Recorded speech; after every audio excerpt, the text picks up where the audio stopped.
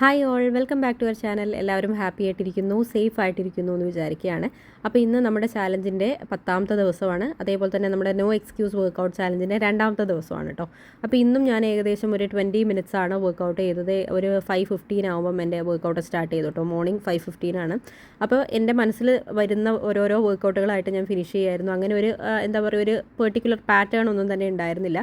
കുറച്ച് body weight വർക്കൗട്ടുകൾ ചെയ്തു, കുറച്ച് ഫങ്ഷണൽ ട്രെയിനിങ് ചെയ്തു, കുറച്ച് വെയ്റ്റ് ട്രെയിനിങ് ചെയ്തു, അങ്ങനെയൊക്കെയാണ്. പിന്നെ 1-2 സെറ്റ് സൂര്യ നമസ്കാരം ചെയ്തു. സൂര്യ നമസ്കാരം എന്ന് പറയുമ്പോൾ അത് നമ്മളൊരു body weight training kind of വർക്കൗട്ടായിട്ടാണ് വരിക കേട്ടോ.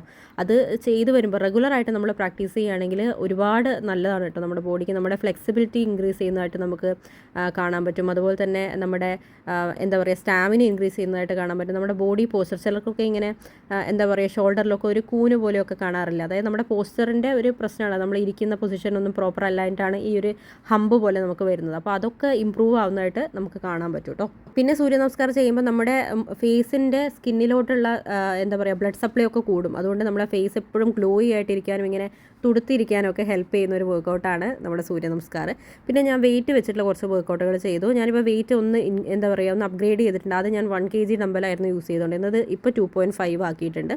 അപ്പോൾ നമ്മൾ ഈ പീരിയഡ്സിൻ്റെ സമയത്തൊക്കെ, ഞാൻ ഇന്ന് 4th ഡേ ആണ്, അപ്പം എനിക്ക് വലിയ പ്രശ്നങ്ങളൊന്നും തന്നെ ഇല്ല. എനിക്ക് പീരിയഡ്സ് ഉള്ളതുപോലെ പോലും എനിക്ക് തോന്നുന്നില്ല. അപ്പോൾ എൻ്റെ ബോഡിയുടെ ലിമിറ്റേഷൻസ് എനിക്കറിയാം. അതിനനുസരിച്ചിട്ടാണ് ഞാൻ എൻ്റെ വർക്കൗട്ട് എന്താ പറയുക, ക്രമപ്പെടുത്താറ്. അതേപോലെ തന്നെ നിങ്ങളും ചെയ്യണം. നമ്മൾ ഡേ 1-ലും ഡേ 2-ലും ഒക്കെ ഒരുപാട് ബ്ലീഡിങ്ങും കാര്യങ്ങളൊക്കെ ഉള്ള സമയത്ത് ഇങ്ങനെ വെയിറ്റുകളൊന്നും വെച്ച് വർക്കൗട്ട് ചെയ്യരുത്. നമ്മുടെ എന്താ സ്റ്റൊമക്കിനൊന്നും അധികം എന്താ പറയുക, സ്ട്രെസ്സ് കൊടുത്തിട്ടുള്ള വർക്കൗട്ടുകളൊന്നും നമ്മൾ ചെയ്യാൻ പാടില്ല. വളരെ റെഗുലർ ആയിട്ടുള്ള വാക്കിങ്ങോ ഒക്കെ ചെയ്ത് കഴിഞ്ഞാലും എന്തെങ്കിലും ഒരു വർക്കൗട്ട് നമ്മൾ ചെയ്താൽ മതി, എന്തെങ്കിലും ഒരു ആക്ടിവിറ്റി ചെയ്താൽ മതി. വെയിറ്റ് ട്രെയിനിങ് തന്നെ ചെയ്യണമെന്നൊന്നുമില്ല. പിന്നെ നമ്മുടെ ഡേ 2 ഡേ 3 ഒക്കെ ആവുന്ന സമയത്ത്, അല്ലെങ്കിൽ 4 ഒക്കെ ആവുന്ന സമയത്ത് നമ്മൾ ഒന്ന് ഓക്കെ ആയിട്ട് വരുന്നത് പോലെ തോന്നുമ്പോൾ, ഒന്ന് എന്താ പറയുക, ഈ ഒരു ബ്ലീഡിംഗ് ഒക്കെ ഒന്ന് കുറയുന്ന സമയത്ത് നമുക്ക് വേണമെങ്കിൽ വെയിറ്റ് ട്രെയിനിങ്ങിലോട്ട് പോകാവുന്നതാണ്.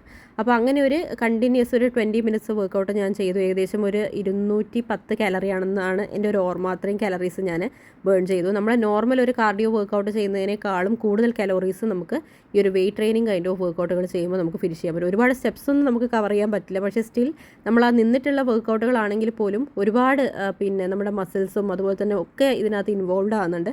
അതുകൊണ്ട് തന്നെ നമുക്ക് ഒത്തിരി നമ്മൾ എന്താ പറയുക, ഒരുപാട് വർക്കൗട്ട് ചെയ്ത പോലെയുള്ള ഒരു എഫക്റ്റ് ആയിരിക്കും നമുക്ക് വെയിറ്റ് ട്രെയിനിങ് കൈൻഡ് ഓഫ് വർക്കൗട്ടുകൾ ചെയ്ത് കഴിഞ്ഞാൽ ഉണ്ടാവും. അപ്പോൾ ഇത്തരത്തിലുള്ള വർക്കൗട്ട് ചെയ്ത് കഴിഞ്ഞാൽ പെട്ടെന്ന് തന്നെ നമ്മൾ ഫാറ്റ് ലോസ് ആവുന്നതായിട്ട്, നമുക്ക് നമ്മുടെ ബോഡിയൊക്കെ നന്നായിട്ട് ട്രിം ആവുന്നതായിട്ടൊക്കെ നമുക്ക് ഫീൽ ചെയ്യാനായിട്ട് സാധിക്കും.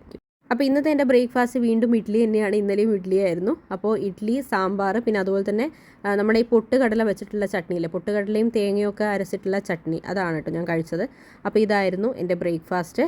പിന്നെ എൻ്റെ വർക്കൊക്കെ സ്റ്റാർട്ട് ചെയ്തു. ഇന്ന് ഞാൻ ഇങ്ങനെ ഡീറ്റെയിൽഡ് ആയിട്ടുള്ളൊരു വീഡിയോ എടുത്തിട്ടില്ല. അപ്പോൾ എൻ്റെ മിഡ് മോർണിംഗ് സ്നാക്കായിട്ട് ഞാൻ കഴിച്ചത് ഒരു മീഡിയം സൈസ് ആപ്പിളാണ്. നിങ്ങൾക്ക് ഈ ഒരു സമയത്ത് ഏത് ഫ്രൂട്ട് വേണമെങ്കിൽ കഴിക്കാം കേട്ടോ. ഡെയിലി ഒരേ ഫ്രൂട്ട് കഴിച്ച് കഴിഞ്ഞാലും കുഴപ്പമൊന്നുമില്ല. പക്ഷേ നമ്മൾ variety of fruits and vegetables നമ്മുടെ ഡയറ്റ് ഇൻക്ലൂഡ് ചെയ്ത് കഴിഞ്ഞാൽ നമുക്ക് ഈ ഡയറ്റ് ചെയ്യുമ്പം വന്നേക്കാവുന്ന ഈ ന്യൂട്രിയൻ ഡെഫിഷ്യൻസീസും കാര്യങ്ങളൊക്കെ നമുക്ക് അവോയ്ഡ് ചെയ്യാനായിട്ട് സാധിക്കും.